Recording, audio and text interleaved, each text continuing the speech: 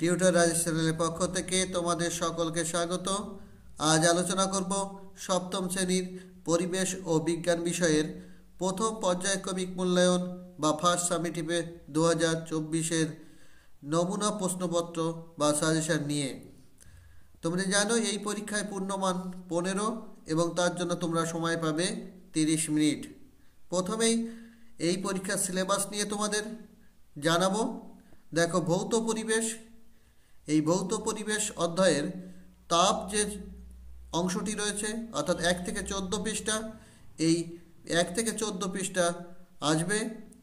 পরমাণু, অণু এবং রাসায়নিক বিক্রিয়া 85 থেকে 100 পাতা, এই অংশটি তোমাদের এই পরীক্ষায় আসবে। এবং মানুষের খাদ্য 145 থেকে 181 পৃষ্ঠা, এই পর্যন্ত তোমাদের প্রথম পর্যায়ক্রমিক মূল্যায়নের সিলেবাস।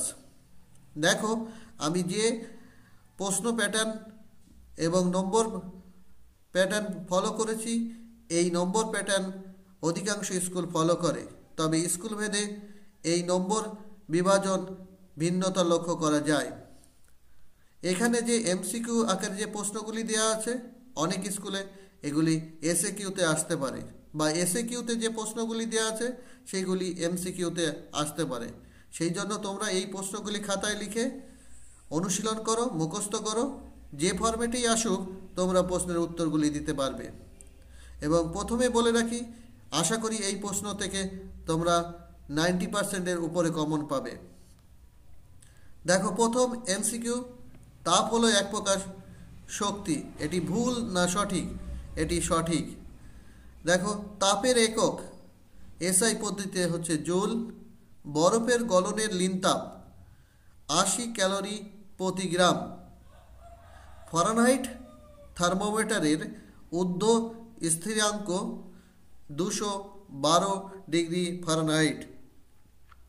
পরমাণুর নিস্তড়িত করারটির নাম হলো নিউট্রন।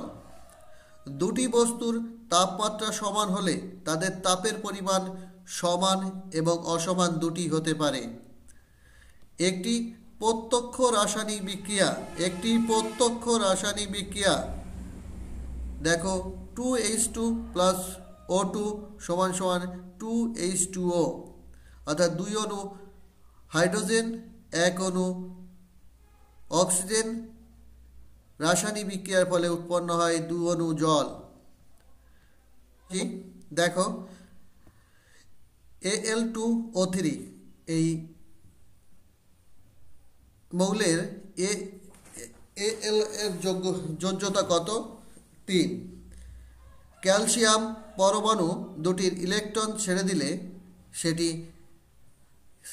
ক্যালসিয়াম Ca2 মাইনাস আয়নে পরিণত হয়। ফারেনহাইট স্কেলের থার্মোমিটার নিম্ন স্থিরাঙ্ক 0 ডিগ্রি ফারেনহাইট, 00 হয়ে গেছে, এটা 0 ডিগ্রি ফারেনহাইট হবে। তাহলে এখানে তোমরা এমসিকিউ 10টি প্রশ্ন, আমি আবারও বলি, এই এমসিকিউ প্রশ্ন অনেক ক্ষেত্রে এসএকিউতে আসতে পারে। এই আমি যে এখানে অথবা দেখো, কোনো স্কুলে এই এমসিকিউর পরিবর্তে এসএকিউতেও এই প্রশ্নগুলো করে থাকে। দেখো, অতি সংক্ষিপ্ত প্রশ্নের প্রথম, দেখো, তাপমাত্রা দুটি স্কেলের মধ্যে সম্পর্ক কি? অর্থাৎ তাপমাত্রার দুটি স্কেল থার্মোমিটার এবং ফারেনহাইট থার্মোমিটার এর এফ এর মধ্যে সম্পর্ক হলো C/5 সমান F-32/9। তাহলে সম্পর্ক দুটি কি? সম্পর্কটি হচ্ছে C/5 সমান F-32/9। C/5 সমান F-32/9। জলের বাষ্পীভবনের লিন তাপ কত? জলের বাষ্পীভবনের লিন তাপ হচ্ছে কত? 537 ক্যালোরি পার গ্রাম। পারমাণবিক সংখ্যা কাকে বলা হয়? কোনো মৌলের পরমাণু নিউক্লিয়াসে উপস্থিত প্রোটন সংখ্যা, সেই প্রোটন সংখ্যাকে ওই মৌলের পারমাণবিক সংখ্যা বলে। তাই পারমাণবিক সংখ্যা কাকে বলে? কোনো মৌলের পরমাণুর নিউক্লিয়াসে উপস্থিত প্রোটন সংখ্যাকে ওই মৌলের পারমাণবিক সংখ্যা বলে। সেলসিয়াস স্কেলে 1 ঘর ফারেনহাইট স্কেলে কত? সেলসিয়াস স্কেলের 1 ঘর, ফারেনহাইট স্কেলে 95 ঘর। উষ্ণতার কোন কোন কোন মান সেলসিয়াস এবং ফারেনহাইট স্কেল উভয় ক্ষেত্রে সমান হয়? এটি খুব গুরুত্বপূর্ণ প্রশ্ন। -40 ডিগ্রি, এই -40 ডিগ্রি ফারেনহাইট স্কেল এবং সেলসিয়াস স্কেলে উভয় ক্ষেত্রেই একই হয় এর মান। দেখো বরফের গলনের লিন তাপ কত? তাহলে বরফের গলনের লিন তাপ হচ্ছে 80 ক্যালোরি পার গ্রাম। ইলেকট্রন, প্রোটন, নিউট্রনের আধান কিরূপ? আধান কিরূপ?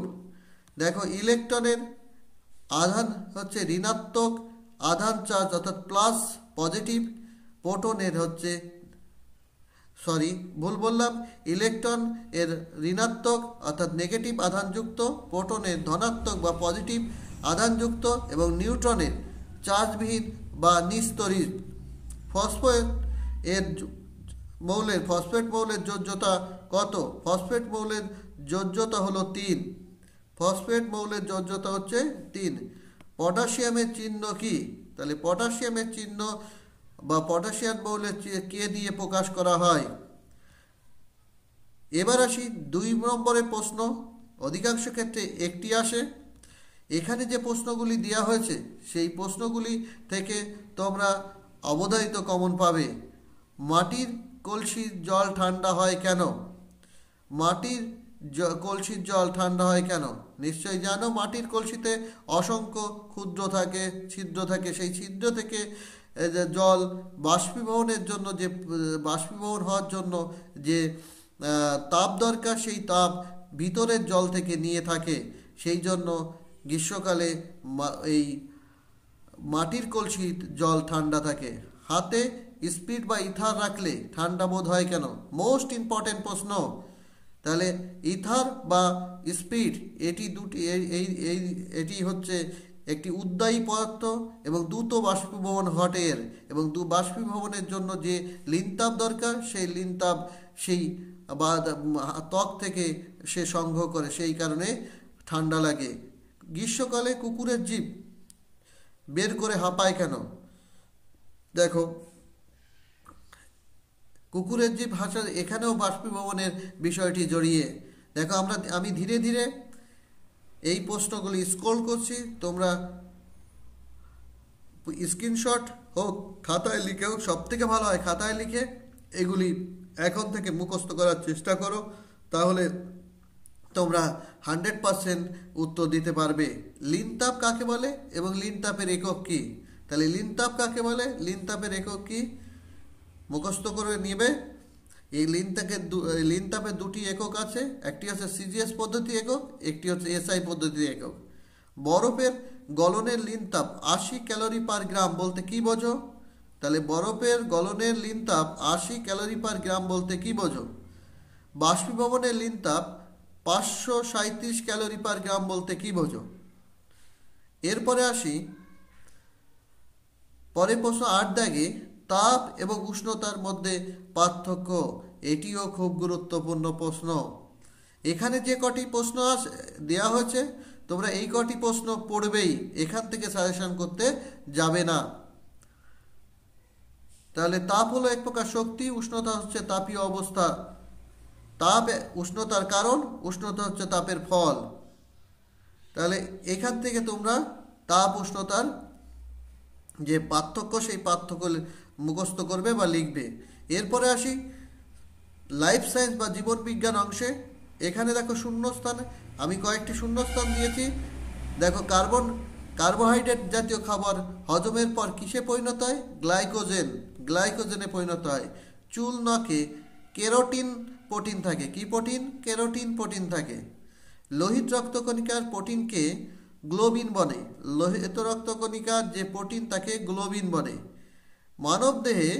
মানবদেহে অতিরিক্ত লিপিড কি আকারে জমা হলে লিপিড কি সমস্যা তৈরি করে? ওবেসিটি, ডায়াবেটিস এবং ক্যান্সারের মতন সমস্যা তৈরি করে। কি বললাম?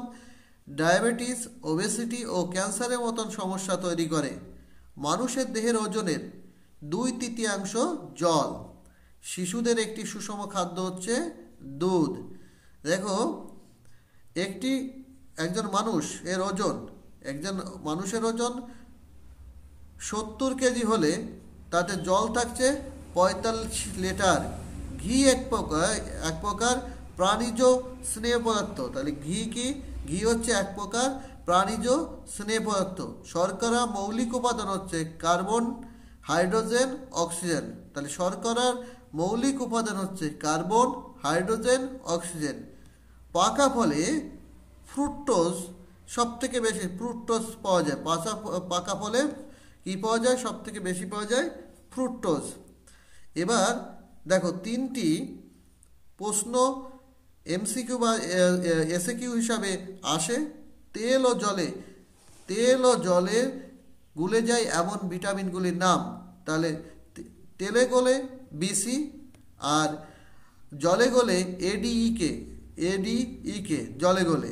কোন ভিটামিনের অভাবে স্ক্যারবি রোগ হয়? ভিটামিন সি এর অভাবে স্ক্যারবি রোগ হয়। কি বললাম? ভিটামিন সি এর অভাবে স্ক্যারবি রোগ হয়। কোন ভিটামিনের অভাবে রিকেট রোগ হয়? ভিটামিন ডি এর অভাবে রিকেট রোগ হয়। দেখো দাঁত এবং হাড়ের গঠনে কোন খনিজ কাজ করে? ক্যালসিয়াম। মস্তিষ্কের গঠন এবং রক্তের শর্করার ঠিক রাখার মৌলটির নাম কি?